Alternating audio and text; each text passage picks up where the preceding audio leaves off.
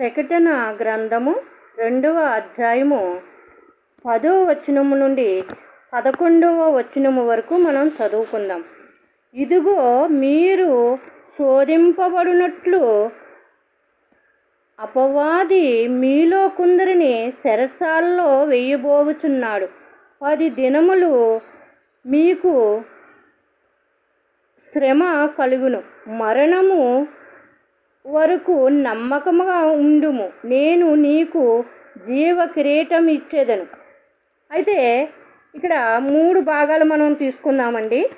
1 చెరలో అనేది, 2 10 దినములు, 3 జీవ కిరీటం. 1 తీసుకున్నట్లయితే అపవాది మీలో చెరలో వేస్తున్నాడు అన్నమాట అండి. చెరలో వేయబోచున్నాడు. ఎవరు వేయబోచున్నాడు? అపవాది వేయబోచున్నాడు. అసలే చెర అంటే ఏంటి? కొందరిని, మీలో కొందరిని, అందరినీ వేయడానికి కొందరిని. అయితే ఆ కొందరిని ఆ చెరలో వేయబోచున్నాడు. చెర అంటే చెరలో ఉన్నవారు ఏమాత్రము కూడా ఆ పాపములో ఉన్న వారిని బయటకు తీసుకురాలేరు. చెరలో ఉన్నవారు, కష్టాల్లో ఉన్నవారు కానీ, శ్రమల్లో ఉన్నవారు కానీ బయటకు తీసుకురాలేరు.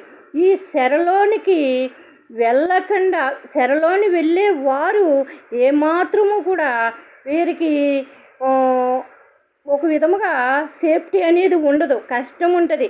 దేవునితో ముఖాముఖిగా మాట్లాడలేరు. చెరలో ఉన్నవారు దేవుణ్ణి కలుసుకోలేరు.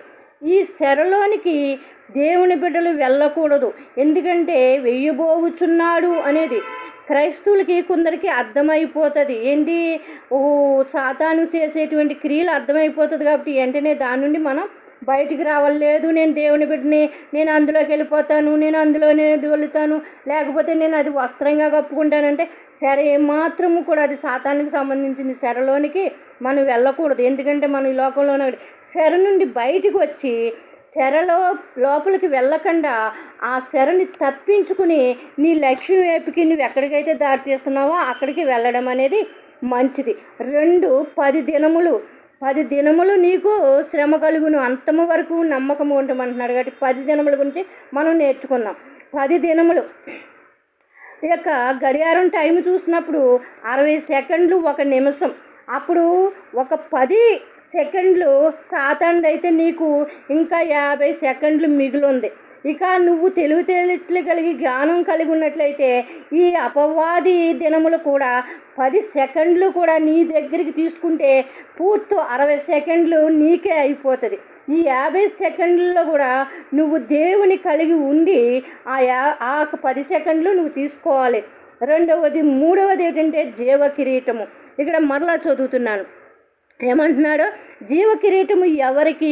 పాస్టర్లకా, లేకపోతే చనిపోయినటువంటి పాతలో ఉన్నటువంటి పూర్వీకులకా, లేకపోతే బైబిల్లో ఉన్న ప్రవక్తలకా? ఎవరికి జీవ కిరీటము అనేసి అంటే, జీవ కిరీటము నమ్మకముగా ఉండేవారికి.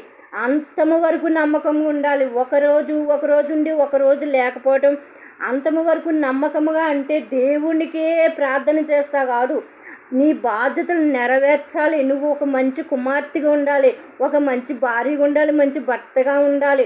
ఇక నీ దినములన్నీ కూడా నువ్వు ముగించుకోవాలి, మంచిగా ఆలోచించాలి, మంచిగా ఉండాలి. అప్పుడే నువ్వు నమ్మకార్థంగా ఉండాలి. ఏది కోల్పోయినా నీ నమ్మకార్థాన్ని కోల్పోతావు. నువ్వు ఎక్కడ ఉన్నావు? జీవ కిరీటం ఎవరికి అంటే నేను చెప్తా అండి. ఇక్కడ ఏమైనా ఉందండి, నేను నీకు జీవ కిరీటం ఇచ్చేదను. ఎప్పుడు ఇస్తాడటండి? మరణము వరకు నమ్మకముగా ఉండుము, నేను నీకు జీవ కిరీటం.